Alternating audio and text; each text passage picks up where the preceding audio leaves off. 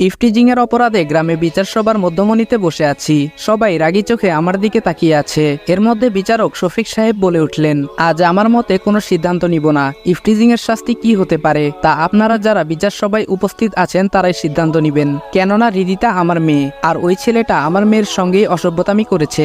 এলাকার বড় নেতা জাবেদ সাহেব বলে উঠলেন, দেখুন, আজ যদি এই ছেলেটাকে আমরা গ্রামবাসীরা ছাড় দেই, তো আজ শফিক সাহেবের মেয়ের সঙ্গে ইফটিজিং করেছে, কাল আমাদের মেয়ের সঙ্গে যে ইফটিজিং করবে না তার কি গ্যারান্টি আছে? সুতরাং আমি আজ এই ছেলেটার উপযুক্ত শাস্তি কামনা করছি, যাতে এইরকম জঘন্য কাজ না করতে পারে।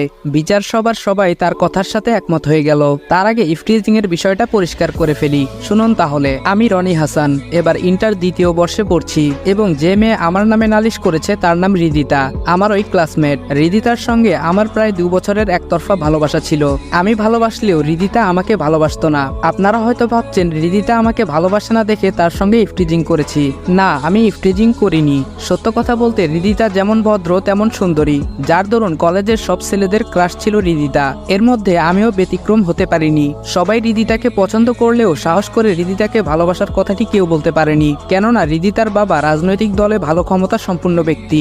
সে চাইলে একজনকে কোনো মিথ্যা মামলায় নিমিষে জেল অবধি পৌঁছাতে পারেন, কিন্তু মানুষ হিসেবে তিনি যথেষ্ট সৎ। একদিন আমার চাচাতো বোন তানিশাকে দিয়ে প্রপোজাল দিয়েছিলাম।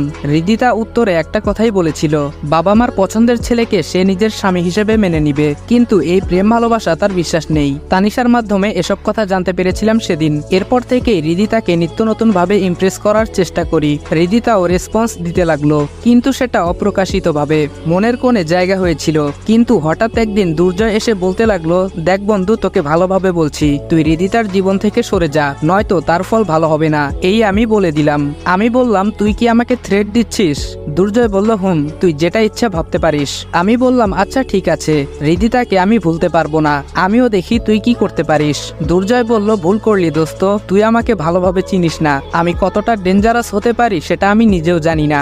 আমি বললাম, কি করতে পারবি করিস যা। সেই দিন দুর্জয়ের সঙ্গে কথা কাটাকাটি করে আসছিলাম। তবে দুর্জয়ও নাকি রিদিতাকে অনেক ভালোবাসে। সেটা আমি জানলেও আমি আমার জায়গায় অটুট, আর দুর্জয় তার জায়গায় অটুট। এইদিকে রিদিতার সঙ্গে রিলেশনটা প্রায় হয়েই গেছিল আমার। ভালোই চলছিল দিনকাল। কলেজের ক্লাস শেষে মাঠে ক্রিকেট খেলতেছিলাম।